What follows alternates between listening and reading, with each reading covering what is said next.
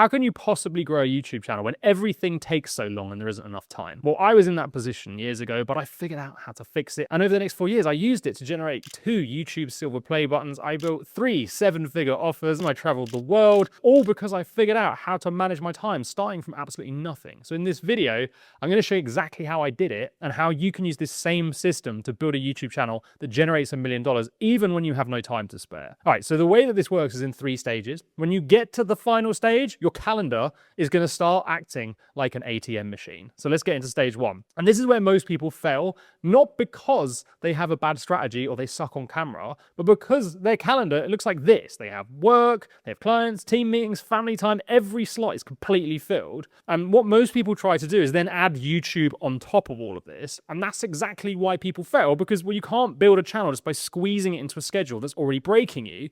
So instead of trying to find time that doesn't exist, here's what I did.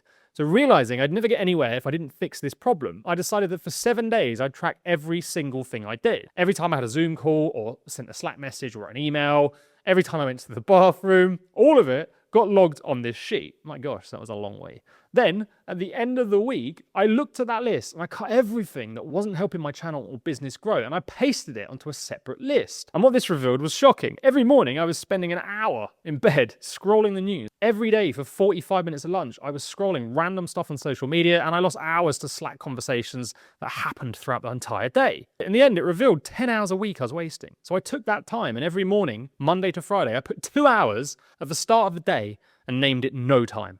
What this meant was, as soon as I entered no time, I said no to everything. I turned off my Slack, I ignored all emails. I even told my girlfriend at the time she wasn't allowed to talk to me until I finished. I know, I'm such a catch. And I made sure I did nothing other than work on YouTube in that time. What happened was, I now had enough time to focus on YouTube, which meant everything started to move faster. So here's how you're going to set up stage 1 for yourself. First thing you need to do is just get clear on your goal. This is really important because it has to be something you really, and I mean really want, because in a minute, you're going to have to start sacrificing a few things to reach it. So for me, my goal back then was I wanted to make $250,000 a year. So just right now, pick yours and write it down. All right, then step 2, for the next 7 days, what you need to do is log every distraction and every task. I mean everything, even your toilet time. Now that is a pain and it's disruptive and kind of counterproductive in that sense, but do it because we cannot fix what we can't see. And then step 3, at the end of those 7 days, cut everything that won't help you hit that original goal and just paste it onto what I call the no list. Obviously, you can't stop going to the toilet for 7 days. Don't put that on your no list. You will explode. But this is now a list of things you should not be doing. And this is where your goal comes back into play, because you're going to see something, you're going to think, I can't possibly stop going on Instagram. But then you just need to ask yourself,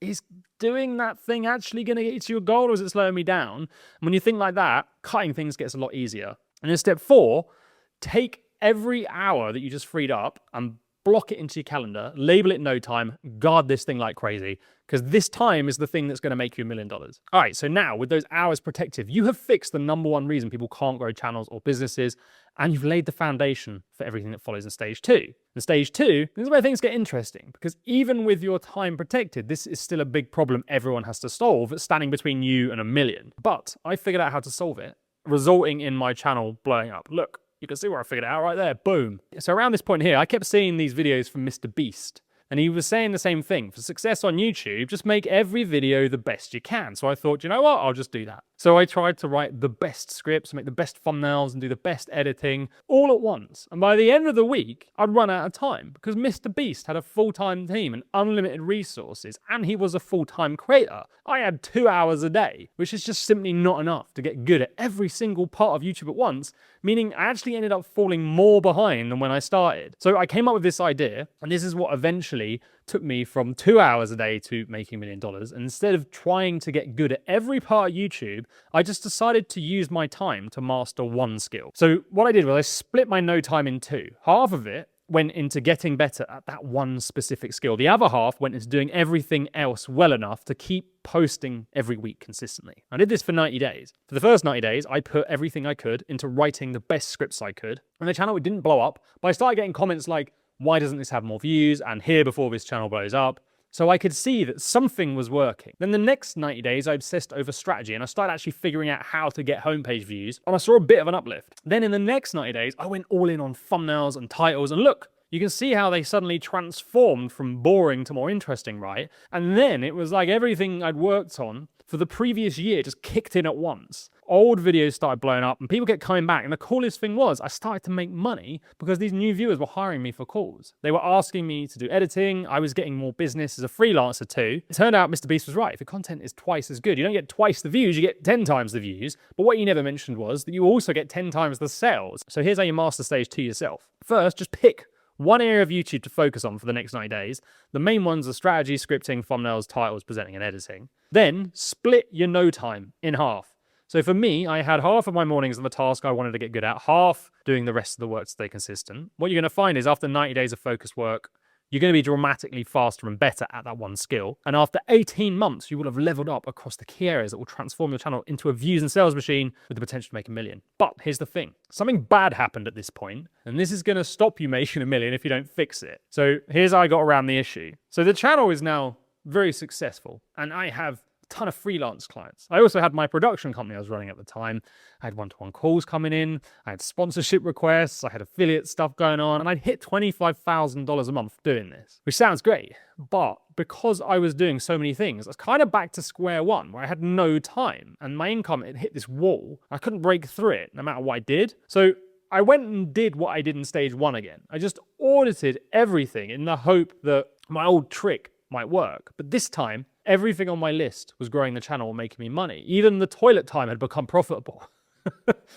So when I asked what's stopping me from growing the channel or earning, the answer was nothing. So now I had to think differently. So instead of asking, is this wasting my time? I asked, how much does each task I do earn me per hour?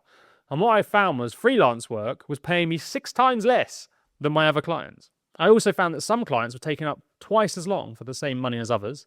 I realized sponsorship wasn't worth the time and effort. And I actually realized that my bread and butter, my production company, was just not worth it anymore. So I quit all of them, which was terrifying because in the short term, I thought I'm going to earn less and I'm cutting off my lifeline. But because of the quality of content I built in stage 2, 30 days later, I had a record month using the exact same time I had before, just doing things that made me more money. In fact, pretty much from then on forever, my income just went up and up and up and up, eventually taking me to $1 million. Now, seeing how powerful this way of thinking was, I've not actually cooked a meal or cleaned my house for 3 years now. Because when I worked out my hourly rate, every dinner I make and every time I do some chores, it costs me thousands of dollars in my time. So now I pay someone else to do this sort of stuff so I can just focus on the channel and the business. So here's how, in stage 3, you do this for yourself. First, you need to list everything you do, and I mean everything. Not just business tasks, cooking, cleaning, errands, toilet time. It all goes on the list, even the rumpy-pumpy. Because your time has a value whether you're at your desk or not. Don't put rumpy-pumpy on the list. Then what you do is you work out your true hourly rate, and you take what you earned last month and you divide it by the hours you actually worked. That number becomes your new baseline. And now you look at everything on your list and you work out what is everything paying you per hour. Anything paying significantly less than your baseline goes on the no list. And that means you either drop it completely or you outsource it to someone else. And then you just reprice everything else that you do. So it earns more than your current baseline. And I promise you, if your content is really high quality, your calendar and all of these things will fill back up fast. Making $1 million from YouTube is not about posting more videos. It's about managing your time so ruthlessly that every hour you work is spent on the thing most likely to get you a result. And right now, the thing most likely to get a result is learning how to make videos people actually binge, because without that, none of this system works. So watch this video next. I'm going to show you exactly how to do that.